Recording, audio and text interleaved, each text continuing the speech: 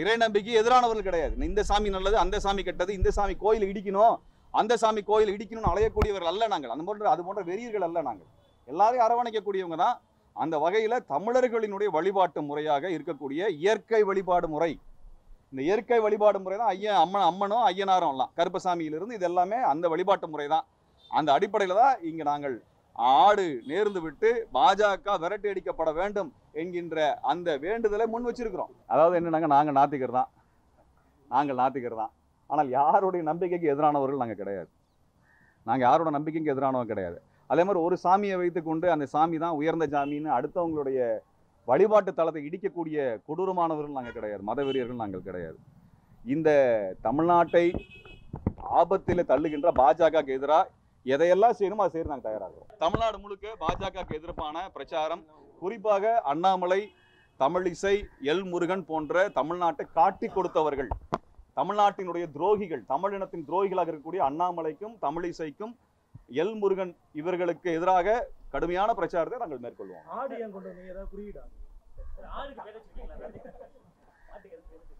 ஆட்டுக்கு நீங்க உங்களுக்கு என்ன பேர் பிடிக்குதோ அதை வைக்கலாம். பாஜக ஏகப்பட்ட பேர் இருக்குது. அந்த பேர்ல ஏதோ ஒரு பேரை நீங்க அதுக்கு வச்சுக்கலாம். அதனால இன்னைக்கு எங்களுக்கு ஐயனாரும் அம்மனும் அப்படிங்கிறது தமிழ் முன்னோர்கள். ஐயனாரும் அம்மனும் நம்மளுக்கு துணை நிற்பாங்க. என்னைக்குமே இது போன்ற ஒரு போராட்டத்தில் தமிழ் முன்னோர்கள் வழிகாட்டி இருக்கிறார்கள். அந்த வழிகாட்டுதல் அடிப்படையில் அருள்மிகு அருள்மிகு ஐயனாரும் பாஜக விரட்டுவதிலே எங்களுக்கு துணை நிற்பார்கள். அவர்கள் ராமனை வைத்திருக்கிறார்கள், நாங்கள் ஐயனாரை வைத்திருக்கிறோம். அவர்களுக்கு எந்த பெண் தெய்வமும் கிடையாது, எங்களுக்கு அம்மன் இருக்கிறார். இது போன்ற எங்களுக்கு பாஜகவை பாசிசத்தை விரட்டுவதற்குரிய அனைத்து கடவுளும் எங்களுக்கு கூட நின்று வேலை செய்வாங்க நான் நம்புறோம். அவங்க நிற்பாங்க. ஒரு கவர்னரை பதவி அவங்க ராஜினாமா பண்ண சொல்லிட்டு வேட்பாளரை கொண்டு திறக்கிறாங்க. ஒரு மத்திய அமைச்சர் எல் முருகனை ராஜினாமா பண்ண சொல்லிட்டு வேட்பாளருக்கு, ஏன்னா இங்க தமிழ்நாட்டில் போட்டி போறதுக்கு வேட்பாளராக நிறுத்த வருகிற ஆள் கிடையாது அவங்களுக்கு. பாஜக இங்க ஆள் இருக்குது. தமிழிசை நிக்க வச்சாவது கொஞ்சம் வாக்கு வாங்குவாங்களா, எல் முருகனாவது வாக்கு வாங்கி தருவாரா அப்படின்னு நிலைமையில வச்சிருக்காங்க. அண்ணாமலை என்ன சொல்ல, எனக்கு போட்டி போட விருப்பம் இல்லை மோடி சொன்னாருன்னு. ஏன்னா மோடிக்கு பயம், வெற்றி பெற வாய்ப்பு இல்லை என்கின்ற நிலையில நிக்கிறாங்க இன்னைக்கு. அவங்க மோடி வெற்றி பெறதா இருந்ததுன்னா, மோடி வெற்றி பெறுவோங்கிற நம்பிக்கை இருந்ததுன்னா காங்கிரஸ் மீது ஏன் தாக்குதல், ஏன் அரவிந்த் கெஜ்ரிவாலை சிறையில் அடைக்கிறாரு, ஹேமந்த் சோரனை ஏன் சிறையில் அடைக்கிறாரு, சிவசேனை வேட்பாளர் பட்டியல் வெளியே வந்தோடனே வேட்பாளர் பட்டியல் இருக்கிறவங்க மேலெல்லாம் அமலாக்கத்துறை அடுத்த நாள் சம்மன் கொடுக்குது, எல்லாத்தையும் மிரட்டுறாரு. அவர் பயந்து போய் கிடக்கிறாருங்க. அவர் வெற்றி பெற எந்த வாய்ப்பும் கிடையாது. அப்படிதான் இங்க இருக்க நிலைமை. அண்ணாமலை தமிழ்நாட்டினுடைய இந்தி போராட்டத்தை எல்லாம் கொச்சைப்படுத்தலாம் பேசுவதை ஏற்றுக்கொள்ள முடியாது. அதற்கெல்லாம் தகுதி கிடையாது. அதனால இது போன்ற வாயடக்கத்தோடு இருந்து கொள்வது, தமிழ்நாட்டின் வரலாற்றை கொச்சைப்படுத்துவது நல்லதல்ல என்பதை சொல்லிக் கொள்கிறோம். அண்ணாமலை நாங்கள் எதிர்கொள்ளும். மே 14 இயக்கம் அண்ணாமலை வீழ்த்துகின்ற, தமிழிசையை வீழ்த்துகின்ற, எல்முருகனை வீழ்த்துகின்ற அந்த பணியில முதன்மை அணியாக நின்று நாங்கள் வெற்றி பெறுவோம். அண்ணாமலையா மே 14 நாங்கள் பார்க்கிறோம். டெல்லியிலே யார் ஆட்சியில் இருக்க வேண்டும், இருக்கக்கூடாது என்பதை முடிவு செய்ய வேண்டியது எங்களுடைய நோக்கம். யாருக்கு வாக்களிப்பது என்பதை விட யாருக்கு வாக்களிக்க கூடாது என்பதில் நாங்கள் தெளிவாக இருக்கிறோம். அந்த வகையில் பாஜகவை தமிழ்நாடு மக்கள், பாஜகவும் அதனுடைய கூட்டணியையும் நிராகரிக்க வேண்டும் என்று நாங்கள் எங்களுடைய வேண்டுகோளை தமிழ்நாடு மக்களிடத்தில் வைக்கின்றோம். எடப்பாடி அவர்கள் தமிழ்நாட்டு பாஜகவுக்கு எதிராக மிகச்சிறப்பாக பேசுகிறார். அண்ணாமலைக்கு எதிராக அந்த அதிமுகவை சேர்ந்த பொறுப்பாளர்கள், வேட்பாளர்கள் எல்லாம் பேசுறாங்க, மகிழ்ச்சி தான். ஆனா மோடிக்கு எதிராக ஏன் பேச மாட்டேங்கிறாங்க? நீங்க தேர்தலுக்கு பின்னாடி மோடியோட கூட்டணி வைக்க மாட்டோம் என்று உறுதியாக நீங்க சொல்ல முடியுமா? நாங்க எப்படி அவங்களை பாஜக எதிர்ப்பு பண்ணி நாங்க சொல்ல முடியும்? பாஜக எதிர்ப்பு நாளைக்கு பாஜக தேவைன்னா கூட்டணி வைப்பதற்கு தயாராக தான் இருப்பார்கள். ஏன்னா கடந்த காலத்துல அவர் கூட்டணி வைத்து மாநில உரிமையெல்லாம் கொடுத்ததாக அவரே ஒத்துக்கிறார். நான் சொல்லல, கூட்டணி வச்சிருந்தோம் அதனால அங்க சட்டத்துக்காக நாங்கள் ஒத்துக்கிட்டோம், அவரே வாக்குமூலம் கொடுத்திருக்கிறார். அப்ப இந்த நிலைப்பாட்டில் உறுதியான நிலைப்பாடை அவர் எடுத்ததாக எங்களுக்கு தெரியவில்லை. நாம் தமிழர் கட்சி இருக்கிறது. நாம் தமிழர் கட்சி தமிழ்நாட்டினுடைய எந்த பாஜக எதிர்ப்பு போராட்ட குழுவோடும் தன்னை இணைச்சுக்கொள்ளல. நாங்கெல்லாம் பிஜேபி எதிர்த்து தான் போராட்டம் பண்ணோம். நாங்க திமுகலாம் ஆதரிச்சு நிக்கல, அதிமுக ஆதரிச்சு நாங்க நிக்கல. இங்க இருக்கிற பல அமைப்புகள் பாஜக எதிராக நடந்த போராட்டத்தில் கடந்த 10 வருஷம் எங்கேயுமே அவர் கைகோர்க்கல. அவர் இங்க வெற்றி பெற்றாருன்னா டெல்லியில் இருக்க ஆட்சியை அவர் நீக்கிடுவாரா? நீக்கிட முடியுமா? இந்தியா முழுவதும் இருக்கக்கூடிய பிஜேபிக்கு எதிரான கட்சிகளோடு உறவு வச்சாரா? எதுவுமே இல்லை. இங்க இருக்க எந்த ஜனநாயக சக்தியோட கைகோர்க்கிறது. யாரு கேட்டாலும் நீ திமுக ஆதரவாளர் முத்திர குத்துறது, இல்ல அதிமுக ஆதரவாளர் முத்திர குத்துறது, அது மட்டும்தான் அந்த கட்சியினோட தொண்டர்களை வச்சு செஞ்சுட்டு இருக்கிறாரு. நாங்கள் திமுகலாம் ஆதரவு தெரிவிக்கல. கடந்த தேர்தலில் இந்த இடத்துல நாங்கள் தெரிவிக்கல. அதிமுக தேர்தலில் நாங்கள் போய் நிற்கல. அன்றைக்கு காங்கிரஸை எதிர்த்தோம், காங்கிரஸை தான் எதிர்த்தோம். பாஜகவை எதிர்த்தோம், பாஜகவை தான் எதிர்த்தோம். எங்களுடைய எதிர்ப்பு என்பது பாஜக எதிர்ப்பு தான். பாஜகவை முற்றிலுமாக நிராகரிக்க வேண்டும் என்கின்ற பிரச்சாரம் தான் எங்களுடைய பிரச்சாரம். வழக்கம் போல எங்களுக்கு ஆதரவாக போராட்ட காலத்தில் கடந்த 15 ஆண்டுகளாக உடன் வரக்கூடியவர்கள், போராட்ட காலத்தில் இருக்கக்கூடியவர்கள் நாங்கள் ஆதரவு தெரிவிப்போம். அதில் எங்களுக்கு விடுதலை சிறுத்தைகளுக்கோ, கம்யூனிஸ்டுகளுக்கோ, மறுமலர்ச்சி திராவிட முன்னேற்ற கழகத்திற்கோ, இஸ்லாமிய அமைப்புகளுக்கு ஆதரவு தருவதில் எந்த தடையும் இல்லை. நாங்கள் அவர்களுக்கு ஆதரவாக, ஏன்னா அவங்க போராட்ட காலத்தில் நிற்கக்கூடியவர்கள் எங்களோட நின்னாங்க. யார் எதிரி என்பதை தமிழ்நாடு மக்கள் கண்டறிந்து அவர்களை ஆட்சியில், ஏன்னா இதுக்கு பின்னாடி மோடி ஆட்சிக்கு வந்தாருன்னா தேர்தலே இருக்காது. ஏன் பாஜகவுக்கு ஓட்டு அளிக்க கூடாதுங்கிறதை ஒரு இயக்கங்கள் தான் சமரசம் இல்லாமல் சொல்லும். கட்சிகளை விட சிறந்த முறை நாங்கள் தான் சொல்லுவோம்.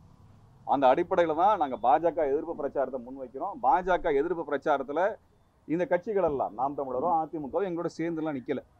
அதனால தான் நாங்கள் அவர்கள் ஏன் நிற்கலைங்கிற கேள்வியை நாங்கள் எழுப்பியிருக்கிறோம். அதுதான் எங்களுடைய கேள்வி. அது இந்த சமயத்தில் மக்கள் மன்றத்தில் நாங்கள் வைக்கணும். இதெல்லாம் நாங்கள் கூப்பிட்டுருக்குறோம், ஆனால் அவங்க வந்ததில்லை. பாஜக எதிர்ப்பாணியில் அவங்க வந்ததில்லை. எடப்பாடி அவர்களுக்கு நான் ஒரு கேள்வி வைக்க விரும்புகிறேன். கூட்டணி தர்மத்துக்காக நான் பாஜகவை குறை சொல்ல முடியாதுன்னா, வாக்கு வாங்கின தர்மத்துக்கு ஏன் பேசலை? பாஜக வைத்து உங்களுக்கு ஓட்டு போட்டது யாரு? தமிழ்நாடு மக்கள் தானே. உங்களை முதலமைச்சர் ஆக்கினது மோடியா? உங்களை கூட்டணி கட்சி முதலமைச்சர் ஆக்கல, மக்கள் முதலமைச்சர் ஆக்குனாங்க.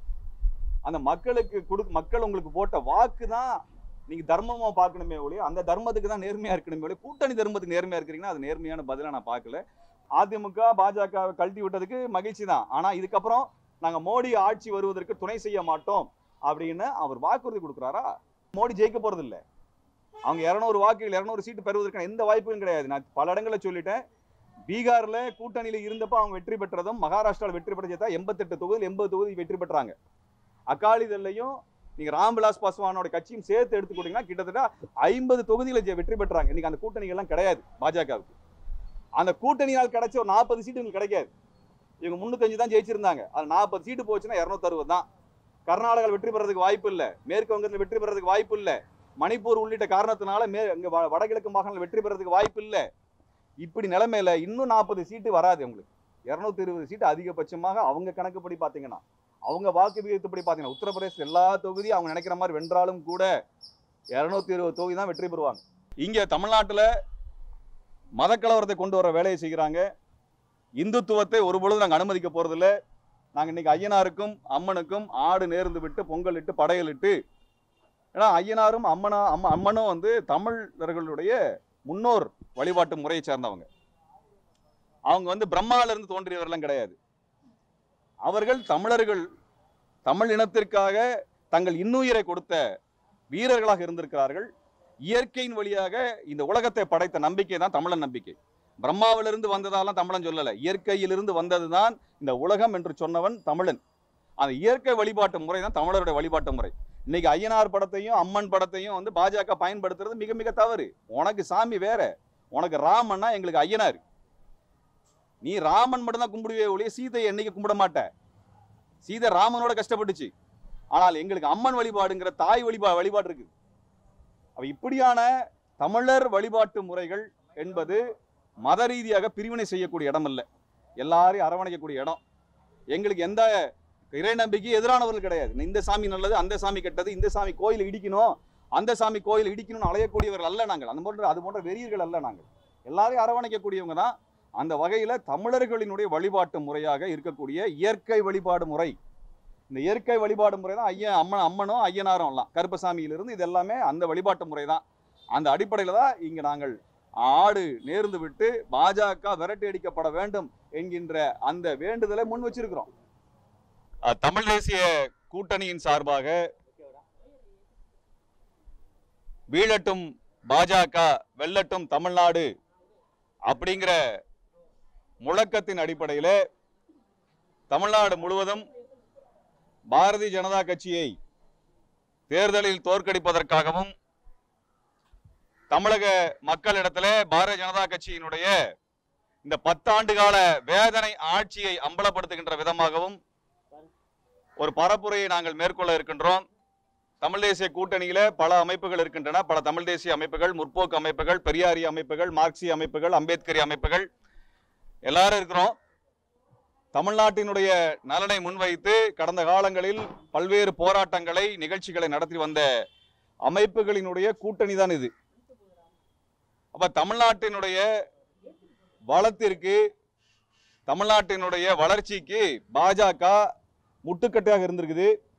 கடந்த 10 வருஷத்துல மோடி ஆட்சிக்கு வந்ததுக்கு பிறகும் தமிழ்நாடு எந்த வளர்ச்சியும் கண்டாத தெரியல.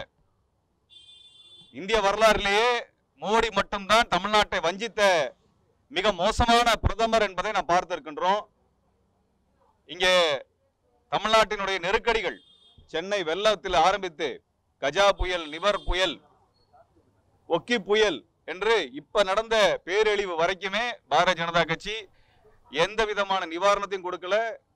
பிரதமர் மோடி தமிழ்நாட்டு பக்கம் வரவும் கிடையாது. ஒரு நாட்டிற்குள் இருக்கக்கூடிய அனைத்து குடிமக்களையும் சமமாக பாவிக்கக்கூடிய மனநிலை மோடிக்கு கிடையாது. தமிழ்நாட்டை வஞ்சிப்பது மட்டும்தான் மோடியுடைய ஒரே வேலை திட்டமாக இருக்கிறது.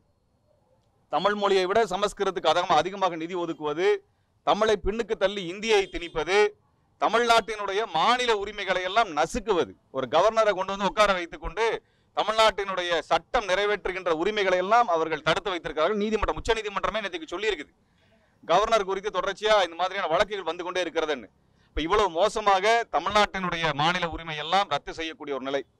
அம்லாம் இஸ்லாமியர்களை படுகொலை செய்வது, கிறிஸ்தவர்களை படுகொலை செய்வது, தலித்துகளை படுகொலை செய்வது, இந்த பிற்படுத்தப்பட்ட சாதிகளாக இருக்கக்கூடிய வன்னியர், கவுண்டரு, நாடாரு, முக்குளத்தோர், கோனார், ரெட்டியார், இது போன்ற சாதிகளை சார்ந்த தமிழ்நாட்டினுடைய இந்த மாணவர்களுக்கு, இந்த சமூகத்தை சார்ந்த மாணவர்களுக்கு மருத்துவ படிப்போ அல்லது மேற்படிப்புக்கான எந்த வாய்ப்பையும் தராமல் கிட்டத்தட்ட 10,000க்கும் மேற்பட்ட மருத்துவ படிப்புகளை மோடி சர்க்கார் ரத்து செஞ்சிருக்கிறது. பாஜகவோட கூட்டணி வைத்திருக்கிற கட்சிகள் இதற்கு பதில் சொல்லணும். நீங்க வன்னியர் சமூகத்திலிருந்து, கவுண்டர் சமூகத்திலிருந்து, பல்வேறு சமூகங்கள் தமிழ்நாட்டில், நாடார் சமூகமாக இருந்தாலும் சரி, முக்குளத்தோராக இருந்தாலும் சரி, முத்தரையராக இருந்தாலும் சரி, அல்லது கோணராக இருந்தாலும், இது போன்ற இந்த சமூகங்கள் இருக்குல்ல, மிக பிற்படுத்தப்பட்ட சமூகங்கள், இந்த சமூகங்களுக்கான மருத்துவ சீட், மெடிக்கல் சீட்டை ஒன்றிய அரசு, மோடி அரசு கிட்டத்தட்ட 10,000க்கும் அதிகமான இடங்களை தராம வஞ்சிச்சிருக்கிறாங்க. அப்ப இது குறித்து பாஜகவோட கூட்டணி வச்சிருக்கக்கூடிய கட்சிகள் ஏன் வாய் திறக்க மாட்டேங்கிறாங்க? இது மட்டுமல்ல, மத்திய அரசினுடைய அலுவலகங்களில் இந்த சமூகத்தை சார்ந்த இளைஞர்களுக்கு வேலை வாய்ப்பு தரப்படலை. அது வங்கியாக இருந்தாலும் சரி, எல்ஐசியாக இருந்தாலும் சரி, இன்கம் டாக்ஸ், சுங்கத்துறை, அமலாக்கத்துறை, இப்படி எந்த துறையிலும் இந்த வன்னியர் சமூகத்திற்கோ அல்லது கவுண்டர் சமூகத்திற்கோ, முக்குளத்தோரோ, யாதவரோ, முத்தரையரோ இவர்களுக்கான வேலை வாய்ப்பை தரல. எந்த வேலை வாய்ப்பும் தரல. சரி, இதை விடுங்க. இந்த சமூகத்தை சார்ந்தவர்கள் பாஜகவோட நட்புறவுல இருக்கிறாங்க, சில கட்சிகள் அதோட நட்புறவு வச்சிருக்கிறாங்க. அவர்களுக்கெல்லாம் அமைச்சர் பதவி தராம, உதாரணமா இப்ப அவர் பாமக இருந்து மருத்துவர் அன்புமணி அவர்கள் இருக்கிறார்கள். கடந்த காங்கிரஸ் ஆட்சியின் பொழுது, அவர் கூட்டணி ஆட்சியின் பொழுது அவர் மிக முக்கியமான ஒரு துறையை, சுகாதாரத்துறையை தலைமையேற்று நடத்தினார், சிறப்பாக செய்தார். ஆனால் அவருக்கெல்லாம் அமைச்சர் பதவி தராமல் தமிழ்நாட்டிலே போட்டியிடாத, தமிழ்நாட்டுக்கே தொடர்பு இல்லாத நிர்மலா சீதாராமன் அவர்களுக்கும் ஜெய்சங்கருக்கும் தான் மந்திரி பதவி கொடுத்தாங்க. மிக உயர்ந்த பதவி அது. அவங்க தமிழ்நாட்டில் என்ன டெபாசிட் கூட வாங்க முடியாது.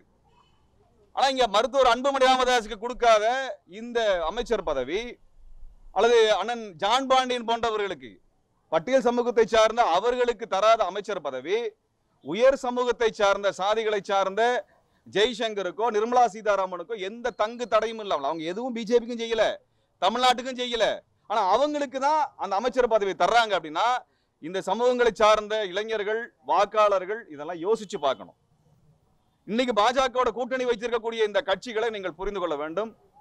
இப்படியான ஒரு மோசமான நிலை இருக்கிறது. தமிழ்நாட்டில் ஜிஎஸ்டி வரி பங்கீட தரமாட்டேங்கிறாங்க. இது ஏதோ மோடியுடைய காசு கிடையாது, மோடி சம்பாதிச்ச பணம் கிடையாது.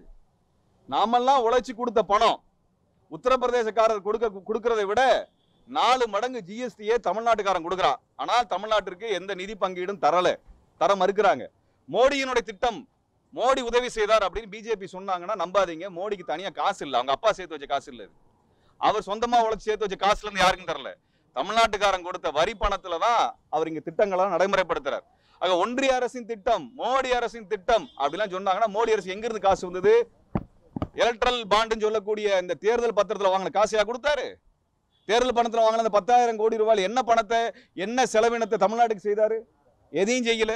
காவிரி உரிமையில அந்த மேலாண்மை வாரி அமைக்கிறதுல அத்தனை தமிழின விரோத நடவடிக்கைகளை செஞ்சுட்டு இருந்தாங்க. அவங்க தமிழ்நாட்டுக்கு காவிரி வரக்கூடாது அப்படிங்கிற மேகதாது அணைக்கு அனைத்து விதமான அனுமதிகள் தருவதற்கான எல்லா வேலைகளையும் பாஜக செஞ்சுட்டு இருக்குது. இது குறித்து அண்ணாமலை பேசல. 700 மீனவர்கள் படுகொலை ஆனாங்க. மோடி சர்க்கார் வந்தோடனே நாங்கள் மீனவர் படுகொலை நிறுத்துவோம் சொன்னாங்க. மோடி ஆட்சிக்கு வந்ததற்கு பிறகு கிட்டத்தட்ட 10 to 15 மீனவர்கள் படுகொலை செய்யப்பட்டிருக்கிறாங்க. 10 to 15 மீனவர்கள் படுகொலை செய்யப்பட்டிருக்கிறாங்க. 2 ஆண்டுகளுக்கு முன்பு கோட்டைப்பட்டினத்தில், புதுக்கோட்டை மாவட்டத்தில் ராஜ்கிரண் என்கின்ற இளைஞர் திருமணமான 40வது நாள் படுகொலை செய்யப்பட்டார். அதுக்கு இன்னைக்கு வரைக்கும் கொலை வழக்கு பதிவு செய்யல. நாங்கள் போராடி, நானும் தோழர் குழந்தையரசன் அவர்கள் எல்லாம் போராடி அதுக்கு போஸ்ட்மார்ட்டம் ரிப்போர்ட் வாங்கணும். போஸ்ட்மார்ட்டம் பண்ண வைக்கிற கூட இந்த மோடி அரசு தயாரா இல்லை. வழக்கு பதிவு பண்ண தயாரா இல்லை. மீனவர்களை வச்சு வஞ்சிக்கிறாங்க. மீனவர்களுக்கான சட்டம் இருக்கிறது. 20 நாட்டிக்கல் மைல் கடந்து போய் மீன் பிடிக்க கூடாதுன்னு சட்டத்தை மோடி சர்க்கார் கொண்டு வந்திருக்குது. இப்ப விவசாயிகளுக்கு இதே போன்ற நெருக்கடி தான். விவசாய நிலங்களை எல்லாம் தேசிய நெடுஞ்சாலைக்காக 8 வழி சாலையிலிருந்து எல்லா சாலைக்கும் எடுக்கிறாங்க. உரிய நிவாரணம் தரல. NLC இருக்குது, நெய்வேலி லிக்னைட் கார்பரேஷன், அதுல எடுத்த கிட்டத்தட்ட 20,000 ஏக்கர் நிலம், அதுக்கான முறையான நட்டீடு கொடுக்கப்பட்டதா? அந்த நிலத்தை இழந்தவர்களுக்கு வேலை கொடுக்கப்பட்டதா? இன்றைக்கு வரைக்கும் பாட்டாளி மக்கள் கட்சியினுடைய அறிக்கையின் வாயிலாகவே சொல்றேன், அந்த நிறுவனத்திலே தமிழர்கள் நிரந்தர பணியாளர்களாக கடந்த 20 வருடம் நியமிக்கப்படலை. இது ஒன்றிய அரசு நிறுவனம் தானே, மோடி சர்க்காரின் கீழே இருக்கக்கூடிய NLC. அந்த NLC-யை ஏன் தமிழனுக்கு வேலை தரலன்னு மோடி என்னைக்கா கேட்டாரா? அண்ணாமலை என்னைக்கா கேட்டாங்களா? தமிழிசை என்னைக்காது கேட்டாங்களா? எல்முருகன் என்னைக்காது கேட்டாங்களா? யாரும் கேட்கல. இன்னைக்கு NLC-ல இத்தனை 20,000 ஏக்கர் விளைஞ்சு கொண்டிருக்கிற நிலத்துல அவங்க புல்டோசரை விட்டு அடிச்சு தூக்குனாங்க இல்லையா? யார் நிலம்? தமிழன் நிலம். கம்பெனி யாரோடது? வடநாட்டான் கம்பெனியோடது. பாஜக அரசினால் கட்டுப்படுத்தப்படுகின்ற கம்பெனி அது. அதுல இருந்து எந்த உதவி நடக்கல. NLC-னால வெள்ளத்து காலத்துல அந்த மாவட்டங்கள் அழிந்தது. கடலூர் மாவட்டம் அழிந்ததை நம்ம பார்த்தோம். அப்ப விவசாயிகளுக்கும் எதுவும் கிடையாது, மீனவர்களுக்கு எதுவும் கிடையாது. திருப்பூர்ல, ஈரோட்டுல வரக்கூடிய இந்த பருத்திக்கும் நூல் விலைக்கும் பாஜக அரசு தான் விலை நிர்ணயம் கட்டுப்படுத்துது. இந்தியாவிலே அதிகமான பருத்தி உற்பத்தி எங்க நடக்குதுன்னா குஜராத்ல இருக்குது. குஜராத்லையும் மகாராஷ்டிராலையும். அதான் வெள்ளை தங்கம் என்று சொல்லக்கூடிய பருத்தி விளையக்கூடிய மாநிலங்கள் இந்த மாநிலம் தான். இந்த பருத்தியை எல்லாம் பதுக்கி வைத்துக் கொண்டு விலையேற்றினாங்க. இது மட்டுமல்ல, இந்த நூலை எல்லாம் பங்களாதேஷுக்கு ஏற்றுமதி பண்ணாங்க, இலங்கைக்கு ஏற்றுமதி பண்ணாங்க. ஆனா திருப்பூருக்கோ ஈரோட்டுக்கோ வரல. அதனால திருப்பூர் ஈரோடு பகுதியில் கொங்கு மண்டலத்தில் 1,00,000 தறிகள் அல்லது விவசாய இந்த விசைத்தறிகள் உள்ளிட்ட இந்த நூற்பாலையினுடைய தொழிற்சாலைகள்லாம் முடங்கப்பட்டிருக்கு. 1,00,000 கம்பெனி மூடிட்டு இருக்காங்க. பருத்தி விலை கடந்த 5 வருஷத்துல பாருங்க ஒரே விலை இருக்காது. ஏறி இறங்கி அது அந்த மக்களால அந்த தொழிலே நடத்த முடியாது, நசிந்து போயிருக்கிறது. திருப்பூர் நசிந்து போயிருக்கிறது, ஈரோடு நசிந்து போயிருக்கிறது. இதுக்கு காரணம் இந்த வெள்ளை தங்கம் என்று சொல்லக்கூடிய பருத்தியை பதுக்கி வைத்திருக்கக்கூடிய பாரதிய ஜனதா கட்சியினுடைய மகாராஷ்டிரா அரசு, குஜராத் அரசு. 2 பேர் தான் அது. குஜராத்தில் இருக்கக்கூடிய மில்கள் எல்லாம், அது பிர்லா மில்ல இருந்து லால்பாய் குரூப்ல இருந்து எல்லா மில்லும் நல்லா ஓடுது. ஆனா தமிழ்நாட்டில் அப்படி கிடையாது. அப்ப திருப்பூரையும் கொங்கு மண்டலத்தையும் வஞ்சித்தாங்க. GST-ல கிட்டத்தட்ட 40,000 கம்பெனிகள் கோயம்புத்தூர்ல மூடப்பட்டது. சீன பட்டாசுக்கு இறக்குமதி பண்ணிட்டு இங்க இருக்கக்கூடிய பட்டாசு வெடிப்பதற்கு அனுமதி தரலன்னு மட்டும் இல்லை, சிவகாசி பட்டாசு ஏற்றுமதி தரம் வாய்ந்தது. அந்த சிவகாசி பட்டாசை ஏற்றுமதி செய்வதற்குரிய அந்த வெடி மருந்து பொருளை ஏற்று செல்வதற்குரிய அனுமதி பெற்ற கப்பலை தூத்துக்குடி துறைமுகத்துக்கு ஏன் மோடி அனுமதிக்கல? அது மும்பையில் மட்டும்தான் அனுமதிச்சிருக்கிறாங்க. அப்ப சிவகாசி உற்பத்தி பண்ணக்கூடிய இந்த பட்டாசை நீங்க மும்பை வரைக்கும் நீங்க எக்ஸ்ப்ளோசிவ் ஆக்ட்ல இத்தனை மாநிலத்தை கடந்து கொண்டு போய் தான் வியாபாரம் பண்ணணும். ஏன் தூத்துக்குடி கொண்டு வந்தா 100 கிலோமீட்டர்ல சிவகாசியில இருந்து ஏற்றுமதி பண்ணிடலாம். இந்தியாவில தானே நீ வெடிக்க முடியல, ஏற்றுமதி பண்ணலாம்ல. சிவகாசி வந்து சீனாவோட போட்டி போடும், உலக தரத்தோட போட்டி போடுது. அப்ப அதை பண்ணி இருந்தோம்னா தூத்துக்குடி துறைமுகமும் வளர்ந்துருக்கும், சிவகாசியும் வளர்ந்துருக்கும். அப்ப அந்த பகுதியை வஞ்சித்தாங்க. சென்னை துறைமுகத்துக்கு வந்துட்டு இருந்த சரக்கு கப்பலை எல்லாம் அதானியின் துறைமுகமாக இருக்கக்கூடிய ஆந்திராவில் இருக்கக்கூடிய கிருஷ்ணப்பட்டினம் துறைமுகத்துக்கு திருப்பி விட்டாங்க. இன்றைக்கு சென்னை துறைமுகத்துக்கு போய் பாருங்க, அங்க கப்பலே வர்றதில்லை, காலியா இருக்குது, காத்தாடுது. பல்லாயிரக்கணக்கான தொழிலாளர்களுக்கு வேலை இல்லை. சென்னை துறைமுகம் முடங்கி போய் கிடக்குது. எல்லாம் எங்க போயிருக்குன்னா அதானியினுடைய கிருஷ்ணப்பட்டினம் துறைமுகம், ஆந்திரா துறைமுகத்துக்கு திருப்பி விடப்பட்டிருக்கிறது. அப்ப சென்னையும் முடங்கி கிடக்குது. சென்னைக்கு வரக்கூடிய எல்லா முதலீடையும் உத்தரப்பிரதேசத்துக்கும் பீகாருக்கும் அல்லது குஜராத்துக்கும் திருப்பி விடக்கூடிய வேலை செய்யறாங்க. சென்னை தமிழ்நாட்டுக்குள்ள முதலீடுக்கான வாய்ப்புகள் இல்லாமல் போனது. இது எங்களுடைய, நான் வந்து இந்த துறையை சார்ந்தவன், என்னுடைய நண்பர்கள், அவர்கள் முதலீட்டுக்காக வந்த அந்த பொறுப்பாளர்களை இவர்கள் திருப்பி விட்டதை நான் நேரடியாக தெரியும். எனக்கு நேரடியாக தெரியும். முடிஞ்சா பாஜக வந்து நான் சொன்னது பொய்ன்னு சொல்லட்டும், பார்ப்போம். இப்படி இருக்கக்கூடிய நிலைமையில தமிழர்களுக்கு எதிராக நான் எனக்கு அண்ணாமலை ஒரு கேள்வி கேட்க விரும்புறேன். நீங்க பாகிஸ்தான்ல வரக்கூடிய இந்துக்களுக்கு குடியுரிமை தர்றீங்க, ஆப்கானிஸ்தான் தர்றீங்க, பங்களாதேஷ்ல வர இந்துக்கெல்லாம் தர்றீங்க. இலங்கையிலிருந்து வரக்கூடிய தமிழனுக்கு ஏன் குடியுரிமை மோடி தரல? ஏன் அண்ணாமலை குறித்து வாயே திறந்து பேசல? அண்ணாமலை மலையகத்தை சென்று பார்த்தாப்புல, யாழ்ப்பாணத்துக்கு போனாப்புல, நாங்க ஈழத்தமிழுக்கு ஆதரவா இருக்கோம்னு கதை எல்லாம் பேசுனீங்களே, குடியுரிமை என்னாச்சு சார்? பதில் சொல்லுவீங்களா? பதில் சொல்ற தைரியம் இருக்குதா? அது முடியுமா? அது முடியாது. இப்ப தமிழர்களை வஞ்சிக்கிறதா உங்க வேலை. அங்க இலங்கையிலே இலங்கை அரசு ஈழத்துல 2000 கோவில்களை இடித்திருக்கிறது. கோயில் இடிச்சிருக்குது. அந்த கோயிலை இடிச்ச சிங்கள அரசோட கைகோர்த்து நிக்கிறீங்களே, உங்களெல்லாம் வெக்கமா இல்லையா? பாஜகவை பார்த்து கேட்கிறேன், பாஜக வேட்பாளரை பார்த்து கேட்கிறோம், நாங்க பாஜக கூட்டணியை பார்த்து நாங்க கேட்கிறோம். இப்படிப்பட்ட ஒரு மோசமான ஒரு நிலை தமிழ்நாட்டில் இருக்கிறது. இந்த தேர்தலுங்க, டெல்லியிலே யார் ஆட்சியில் இருக்க வேண்டும் இருக்கக்கூடாது என்பதை முடிவு செய்ய வேண்டியது. எங்களுடைய நோக்கம் யாருக்கு வாக்களிப்பது என்பதை விட யாருக்கு வாக்களிக்க கூடாது என்பதில் நாங்கள் தெளிவாக இருக்கிறோம். அந்த வகையில் பாஜகவை தமிழ்நாடு மக்கள், பாஜகவும் அதனுடைய கூட்டணியையும் நிராகரிக்க வேண்டும் என்று நாங்கள் எங்களுடைய வேண்டுகோளை தமிழ்நாடு மக்களிடத்தில் வைக்கின்றோம். அதிமுகவை சார்ந்தவர்கள், முன்னாள் முதல்வர் எடப்பாடி அவர்கள் தமிழ்நாட்டு பாஜகவுக்கு எதிராக மிகச்சிறப்பாக பேசுகிறார். அண்ணாமலைக்கு எதிராக அந்த அதிமுகவை சேர்ந்த பொறுப்பாளர்கள், வேட்பாளர்கள் எல்லாம் பேசுறாங்க, மகிழ்ச்சி தான். ஆனா மோடிக்கு எதிராக ஏன் பேச மாட்டேங்கிறாங்க? நீங்க தேர்தலுக்கு பின்னாடி மோடியோட கூட்டணி வைக்க மாட்டோம் என்று உறுதியாக நீங்க சொல்ல முடியுமா? அதிமுக கூட்டணியில் எஸ்டிபிஐ கட்சி மட்டும்தான் மோடிக்கு எதிரான போராட்டத்தில் கடந்த 10 ஆண்டுகளாக முன்னணியில் நின்ற கட்சி, நம்பிக்கையான கட்சி. அது ஒண்ணு மட்டும்தான் மோடிக்கு எதிராக தொடர்ச்சியான போராட்டத்தில் இருந்தவர்கள், கடுமையான ஒடுக்குமுறைக்கு உள்ளானவங்க. ஆனால் அதிமுக நாங்கள் பிஜேபியோடு மோடி அரசோடு கூட்டணி வைக்க மாட்டோம்னு சொல்லியிருக்கிறாங்களா? இது வரைக்கும் சொல்லல. அப்படி ஒன்றை சொல்லல. இந்த தேர்தலுங்கிறது தமிழ்நாட்டில் யார் முதலமைச்சருங்கிற தேர்தல் அல்ல, டெல்லியில் யார் பிரதமராக இருக்கக்கூடாது என்று முடிவு செய்ய வேண்டிய தேர்தல். அப்படிப்பட்ட தேர்தலில் இந்த நிலைப்பாட்டை மோடியையும் பாஜகவையும் RSSையும் அகற்றுவோம் என்று அதிமுக அறிவிக்கலையே இன்னைக்கு வரைக்கும்.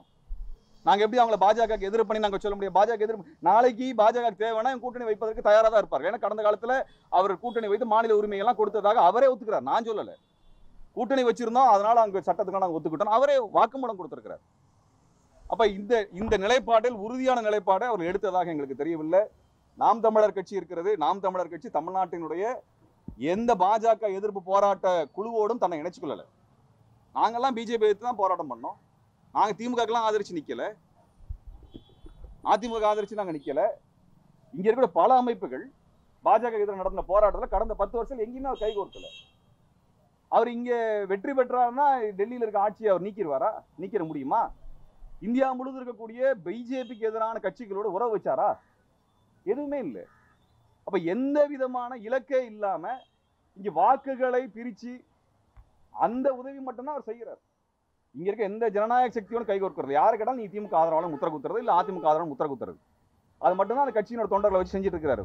நாங்கள் திமுகலாம் ஆதரவு தெரிவிக்கல, கடந்த தேர்தலில் இந்த இடத்துல நாங்கள் தெரிவிக்கல. அதிமுக தேர்தலில் நாங்கள் போய் நிக்கல. அன்றைக்கு காங்கிரஸை எதிர்த்தோம், காங்கிரஸை தான் எதிர்த்தோம். பாஜகவை எதிர்த்தோம், பாஜகவை தான் எதிர்த்தோம். எங்களுடைய எதிர்ப்பு என்பது பாஜக எதிர்ப்பு தான். பாஜகவை முற்றிலுமாக நிராகரிக்க வேண்டும் என்கின்ற பிரச்சாரம் தான் எங்களுடைய பிரச்சாரம். வழக்கம் போல எங்களுக்கு ஆதரவாக போராட்ட காலத்தில் கடந்த 15 ஆண்டுகளாக உடன் வரக்கூடியவர்கள், போராட்ட காலத்தில் இருக்கக்கூடியவர்கள் நாங்கள் ஆதரவு தெரிவிப்போம். அதில் எங்களுக்கு விடுதலை சிறுத்தைகளுக்கோ, கம்யூனிஸ்டுகளுக்கோ, மறுமலர்ச்சி திராவிட முன்னேற்ற கழகத்திற்கோ, இஸ்லாமிய அமைப்புகளுக்கு ஆதரவு தருவதில் எந்த தடையும் இல்லை. நாங்கள் அவர்களுக்கு ஆதரவாக, ஏன்னா அவங்க போராட்ட காலத்தில் நிற்கக்கூடியவர்கள் எங்களோட நின்னாங்க, நம்பி எங்க மேடைகளில் ஏறினாங்க, அவங்க மேடைகளை எங்களை ஏற்றினாங்க, போராட்டத்தோடு சேர்ந்து நின்ற ஒரு அணியாக இருந்தார்கள். ஆக இப்படியான ஒரு நிலையிலே தமிழ்நாட்டிலே யார் எதிரி என்பதை தமிழ்நாடு மக்கள் கண்டறிந்து அவர்களை ஆட்சியில், ஏன்னால் இதுக்கு பின்னாடி மோடி ஆட்சிக்கு வந்தார்னா தேர்தலே இருக்காது. இன்னைக்கு இருக்க நிலைமையை பார்த்துட்டு இருக்கிறீங்க. காங்கிரஸ் கட்சிக்கு இதே நிலைமை, காங்கிரஸ் கட்சியை மொத்தம் அழிக்கக்கூடிய நிலைமையில அவர் பண்றாரு. காங்கிரஸ் கட்சி நம்ம எதிர்க்கிறோம், அது வேற விஷயம். ஆனால் எதிர்கட்சி இல்லாம செய்கிறாரு. அரவிந்த் கெஜ்ரிவாலும் ஹேமந்த் சோரன், ஜார்க்கண்டினுடைய முதல்வர், டெல்லியினுடைய முதல்வர் அரவிந்த் கெஜ்ரிவால், இந்த 2 முதல்வரையும் சிறையில் வச்சிருக்கிறாங்க. முதல்வருக்கே எந்த முகாந்திரமும் இல்லாம சிறையில் அடைக்க முடியும் அப்படின்னால் நாளைக்கு சாமானிய மக்கள் நிலைமை என்னங்கிறாங்க கேள்விங்க. எதுக்கு ஜெயில் அடிக்கிறீங்க? முகாந்திரமே இல்லாம, ஆதாரமே இல்லாம, எந்த ஆதாரமும் கிடையாது, பொய் வழக்க போட்டு முதலமைச்சரே ஜெயிலில் அடைக்கிறாங்க. நாளைக்கு மோடி மறுபடியும் ஆட்சிக்கு வந்தார்னா தென்னிந்தியாவில் இருக்கக்கூடிய முதல்வர்களுக்கே பாதுகாப்பு கிடையாது. முதல்வருக்கே பாதுகாப்பு கிடையாதுன்னா நம்ம போன்ற சாமானியர்களுக்கு, பத்திரிகையாளர்களுக்கு என்ன பாதுகாப்பு இருக்கிறது? இங்க இருக்கக்கூடிய பேராசிரியர்களுக்கு, யாருக்குமே பாதுகாப்பு இல்லாத நிலை இருக்கிறது. அதுக்கப்புறம் இவங்க தொகுதி சீர்திருத்தம் பண்ண போறா சொல்லியிருக்காங்க. ரொம்ப ரொம்ப ஆபத்தான விஷயம். இந்த தேர்தலில் பிஜேபி ஜெயிக்குது, பிஜேபி கூட்டணி ஜெயிக்குதுன்னு வச்சுக்கோங்களேன், அடுத்த தேர்தல் அந்த தொகுதியே இருக்காது. இப்ப இருக்கக்கூடிய தொகுதியை பாதியாக, விகிதத்தை பாதியாக குறைக்கக்கூடிய திட்டத்தை வெளியிட்டிருக்கிறார்கள். 543 சீட்டுக்கு பதிலாக 840 சீட்டு இருக்கக்கூடிய பார்லிமெண்ட்டை கட்டியிருக்கிறார். ஏன் கட்டியிருக்கிறாரு? உத்தரப்பிரதேசத்துக்கு 2 மடங்கு பாராளுமன்ற உறுப்பினரை கொண்டு வர்றாங்க, ராஜஸ்தானுக்கு 2 மடங்கு, பீகாருக்கு 2 மடங்கு, மத்திய பிரதேசத்துக்கு 2 மடங்கு, குஜராத்துக்கு 2 மடங்கு. ஆனால் தமிழ்நாட்டினுடைய விகிதம் பாதியாக குறைக்கப்படுது. தமிழ்நாடு விகிதமே பாதியாக குறைக்கப்படுது. கேரளாவுக்கு அதை விட மோசமாக குறைக்கப்படுது. கர்நாடகா இன்னும் மோசமாக குறைக்கப்படுகிறது. ஒட்டுமொத்த தென்னிந்தியாவினுடைய பார்லிமெண்ட் உறுப்பினர்கள், பார்லிமெண்ட் மெம்பர்ஸ், எம்பியை எடுத்தீங்கன்னா வட இந்தியாவிலிருந்து வரக்கூடிய எம்பியில 7ல் 1%, 7ல் 1 பங்கு தான் வருது. 7ல் 1 பங்கு தான், 7ல் 1 பங்கு தான் தென்னிந்தியாவை சேர்ந்தாலே. அப்ப தமிழ்நாட்டுக்கு என்ன பிரதிநிதித்துவம் இருக்குது? அதனால பாஜகவிற்கும் பாஜக கூட்டணிக்கும் பாஜக எதிர்ப்பு பேசாத, போராடாத இந்த அதிமுக போன்ற கட்சிகளுக்கும் நாம் தமிழர் போன்ற கட்சிகளுக்கும் வாக்கு அளிச்சீங்கன்னால் எந்த வேலை திட்டமும் இல்லாமல் இந்த இடத்துல போய் நிற்பாங்க. ஆகவே பாஜகவை வீழ்த்துவது என்பதில் நீங்கள் கவனமாக இருங்கள். அந்த பாஜகவுக்கு எதிரான அணியில் நீங்கள் வலிமையான ஒரு தேர்தலாக இந்த தேர்தல் தமிழ்நாடு வழக்கம் போல பாஜகவுக்கு எதிர்ப்பு குரலை பதிவு செய்ய வேண்டும் என்பதற்காகத்தான் இந்த நிகழ்வு. பாஜக வீழட்டும் அப்படின்னு சொல்லிட்டீங்க, அப்போ இந்தியா கூட்டணி வாக்களிப்போம் அப்படின்னு சொல்லுவாங்க. இல்லை, நாங்க அதிமுக நாம் தமிழர் மேல நம்பிக்கை இல்லை, அவங்க உறுதியா சொல்ல மாட்டேங்கிறாங்க அப்படிங்கிறீங்க. அப்போ இவங்க ஒருத்தவங்க தான் வந்து உறுதியா எதிர்த்துட்டு இருக்காங்க பாஜகவை. அப்போ மே 17 இயக்கம் என்ன சொல்ல வருது? இது தமிழ் தேசிய கூட்டணியா நாங்க பேசுறோம். மே 17 இயக்கமும் சேர்த்து நீங்க கருத்துக்களை எடுத்துக்கலாம். பாரதிய ஜனதா கட்சி எதிர்ப்பு அரசியல் அப்படிங்கிறது வலுப்பெறணும். ஏன் பாஜகவுக்கு ஓட்டு அளிக்க கூடாதுங்கிறதை ஒரு இயக்கங்கள் தான் சமரசம் இல்லாமல் சொல்லும். கட்சிகளை விட சிறந்த முறை நாங்கள் தான் சொல்லுவோம். அந்த அடிப்படையில் தான் நாங்கள் பாஜக எதிர்ப்பு பிரச்சாரத்தை முன்வைக்கிறோம். பாஜக எதிர்ப்பு பிரச்சாரத்தில் இந்த கட்சிகள் எல்லாம் நாம் தமிழரும் அதிமுகவும் எங்களோட சேர்ந்துலாம் நிற்கலை. அதனால தான் நாங்கள் அவர்கள் ஏன் நிற்கலைங்கிற கேள்வியை நாங்கள் எழுப்பியிருக்கிறோம். அதுதான் எங்களுடைய கேள்வி. அது இந்த சமயத்தில் மக்கள் மன்றத்தில் நாங்கள் வைக்கணும். இவங்களாம் நாங்கள் கூப்பிட்டுருக்குறோம், ஆனால் அவங்க வந்ததில்லை. பாஜக எதிர்ப்பணியில் அவங்க வந்ததில்லை. வேண்டுதல் நிறைவேறணும் நம்பிக்கை இருக்காங்க. அதாவது என்னன்னாங்க, நாங்கள் நாத்திகர் தான், நாங்கள் நாத்திகர் தான். ஆனால் யாருடைய நம்பிக்கைக்கு எதிரானவர்கள் நாங்கள் கிடையாது. நாங்கள் யாரோட நம்பிக்கைக்கு எதிரானவங்க கிடையாது. அதே மாதிரி ஒரு சாமியை வைத்துக்கொண்டு அந்த சாமி தான் உயர்ந்த சாமின்னு அடுத்தவங்களுடைய வழிபாட்டு தளத்தை இடிக்கக்கூடிய கொடூரமானவர்கள் நாங்கள் கிடையாது. மதவெறியர்கள் நாங்கள் கிடையாது. இந்த தமிழ்நாட்டை ஆபத்தில் தள்ளுகின்ற பாஜகவுக்கு எதிராக எதையெல்லாம் செய்யணுமோ அதை செய்ய நாங்கள் தயாராகிறோம். அதில் எங்களுக்கு என்னங்க, தமிழ்நாடு முழுக்க பாஜகவுக்கு எதிர்ப்பான பிரச்சாரம், குறிப்பாக அண்ணாமலை, தமிழிசை, எல் முருகன் போன்ற தமிழ்நாட்டை காட்டி கொடுத்தவர்கள், தமிழ்நாட்டினுடைய துரோகிகள், தமிழினத்தின் துரோகிகளாக இருக்கக்கூடிய அண்ணாமலைக்கும் தமிழிசைக்கும் எல் முருகன் இவர்களுக்கு எதிராக கடுமையான பிரச்சாரத்தை நாங்கள் மேற்கொள்வோம்.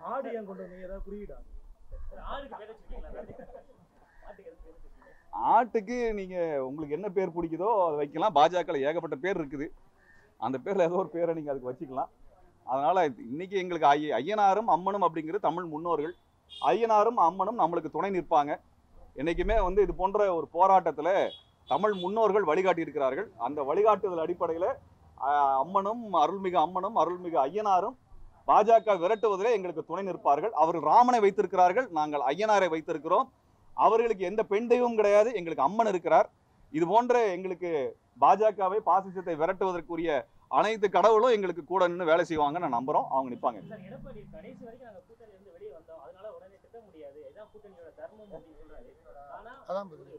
தேர்தலுக்கு முன்னாடி வரைக்கும் பாஜக அதிமுக இணைஞ்சு தான் பயணிச்சாங்க. அதிமுகவுடைய முன்னாள் தலைவர்கள் எம்ஜிஆர், ஜெயலலிதாவை பிரச்சாரத்தில் குறிப்பிடக்கூடிய மோடி அவர்கள் இன்றைக்கு தமிழகத்துல அதிமுகன்றது இல்லவே இல்லைன்னு பாஜகவுடைய அனைத்து தலைவர்கள் சொல்றாங்க. ஆனா எந்த மறுப்பையும் தெரிவிக்க மாட்டாங்க. இல்லைங்க, அவர் எடப்பாடி அவர்களுக்கு நான் ஒரு கேள்வி வைக்க விரும்புறேன். கூட்டணி தர்மத்துக்காக நான் பாஜகவை குறை சொல்ல முடியாதுன்னா வாக்கு வாங்கின தர்மத்துக்கு ஏன் பேசல? பாஜக வைத்து உங்களுக்கு ஓட்டு போட்டது யாரு? தமிழ்நாடு மக்கள் தானே. உங்களை முதலமைச்சர் ஆக்குனது மோடியா? உங்களை கூட்டணி கட்சி முதலமைச்சர் ஆக்கல, மக்கள் முதலமைச்சர் ஆக்குனாங்க. அந்த மக்கள் உங்களுக்கு போட்ட வாக்கு தான் நீங்க தர்மமா பார்க்கணுமே ஒழிய, அந்த தர்மத்துக்கு தான் நேர்மையா இருக்கணுமே ஒழிய, கூட்டணி தர்மத்துக்கு நேர்மையா இருக்கிறீங்கன்னா அது நேர்மையான பதிலா நான் பார்க்கல. கூட்டணி தர்மத்துக்கு அவ்வளவு நேர்மையா இருக்கிறீங்கன்னா மக்கள் வாக்களிச்ச மக்களுக்கு ஏன் நீங்க நேர்மையா இல்லை? அதான் எனக்கு திரும்ப திரும்ப வர கேள்வி. கூட்டணி தர்மத்துக்காக நான் நேர்மையா இருப்பேன்னு சொல்றாரு. தமிழ்நாட்டு உரிமைகள்லாம் பறிபோச்சுன்னு அவரே தான் சொல்றாரு, நான் சொல்லல. தமிழ்நாட்டின் உரிமைகள் எல்லாம் பறிபோனதை எங்களுக்கு எந்த உதவியும் செய்யலன்னு சொல்றாரு. அந்த சமயத்துல ஏன் கூட்டணி நீங்க முறிக்கல? அன்றைக்கே பாஜகவை எதிர்த்து போட்ட என் மேல 47 வழக்கு எடப்பாடி அவர்கள் போட்டார். பாஜகவை எதிர்த்து நடத்தின போராட்டத்துக்கு 47 வழக்கு எங்க மேல போட்டார். ஸ்டெர்லைட்ல துப்பாக்கிகளை சுட்டு படுகொலை செஞ்சாங்க. வருத்தம் தெரிவிப்பாரா? வருத்தம் தெரிவிக்கட்டும். நாங்க பண்ண தப்பு, எங்க மேல போட்ட வழக்கு தப்பு, 8 வழிச்சாலையில் அவங்க போட்ட வழக்கு தப்பு, தமிழ்நாடு முழுக்க போட்ட வழக்கு தப்பு, ஸ்டெர்லைட்ல துப்பாக்கிகளை சுட்டு படுகொலை செஞ்சது தப்பு, நீங்க சிஏஏக்கு வந்து ஆதரவு அளிச்சது தப்பு, விவசாய சட்டங்களுக்கு ஆதரவு தெரிவிச்சது தப்பு, ஜிஎஸ்டிக்கு ஆதரவு தெரிவிச்சது தப்புன்னு இது எல்லாத்துக்கும் தவறுக்கு மன்னிப்பு கேட்பாங்களா? அப்ப கூட்டணி தர்மம் மட்டும்தான் கண்ணுக்கு வருது. ஓட்டு போட்ட மக்களுக்கு நாங்க வந்து நேர்மையா இருக்கணுங்கிற அந்த தர்மம் ஏன் வரல அப்படிங்கிறதான் ஐயா எடப்பாடி அவர்களுக்கு நாங்கள் வைக்கக்கூடிய கேள்வி. நீங்க வந்து அண்ணாமலை எதிர்த்து பேசுறத நாங்க வரவேற்கிறோம். ஆனா அது பயன்படாது. ஏன்னா அண்ணாமலை ஜெயிக்க போறது இல்லை, வெற்றி பெற போறது இல்லை. தமிழ்நாட்டில் 2 அணிகள் தான், திமுக அதிமுக 2 தான் தமிழ்நாட்டினுடைய அணிகள், வேற எந்த அணிகளும் கிடையாதுங்கிறதுல நாங்களும் உடன்படுறோம். அதுல எந்த மாற்று கருத்தும் கிடையாது. மாநில கட்சிகள் தான் இங்க முன்னிலை இருக்க வேண்டும். அதிமுக பாஜகவை கழட்டி விட்டதுக்கு மகிழ்ச்சி தான். ஆனா இதுக்கப்புறம் நாங்க மோடி ஆட்சி வருவதற்கு துணை செய்ய மாட்டோம் அப்படின்னு அவர் வாக்குறுதி கொடுக்குறாரா? அதுதான் முக்கியமானது. ஏனால் மோடி ஜெயிக்க போறது இல்லை. அவங்க 200 வாக்குகள் 200 சீட்டு பெறுவதற்கான எந்த வாய்ப்பும் கிடையாது. நான் பல இடங்களில் சொல்லிட்டேன். பீகார்ல கூட்டணியில இருந்தப்ப அவங்க வெற்றி பெற்றதும், மகாராஷ்டிராவில் வெற்றி பெற்றதா 88 தொகுதியில் 80 தொகுதி வெற்றி பெற்றாங்க. அகாலிதள்லையும் நீங்க ராம்விலாஸ் பாஸ்வானோட கட்சியும் சேர்த்து எடுத்துக்கிட்டீங்கன்னா கிட்டத்தட்ட 50 தொகுதிகளை வெற்றி பெற்றாங்க. இன்னைக்கு அந்த கூட்டணிகள் எல்லாம் கிடையாது பாஜகவுக்கு. அந்த கூட்டணியால் கிடைச்ச ஒரு 40 சீட்டு உங்களுக்கு கிடைக்காது. இவங்க 305 தான் ஜெயிச்சிருந்தாங்க. அது 40 சீட்டு போச்சுன்னா 260 தான். கர்நாடகாவில் வெற்றி பெறதுக்கு வாய்ப்பு இல்லை, மேற்கு வங்கத்தில் வெற்றி பெறதுக்கு வாய்ப்பு இல்லை, மணிப்பூர் உள்ளிட்ட காரணத்தினால வடகிழக்கு மாகாணங்கள் வெற்றி பெறதுக்கு வாய்ப்பு இல்லை.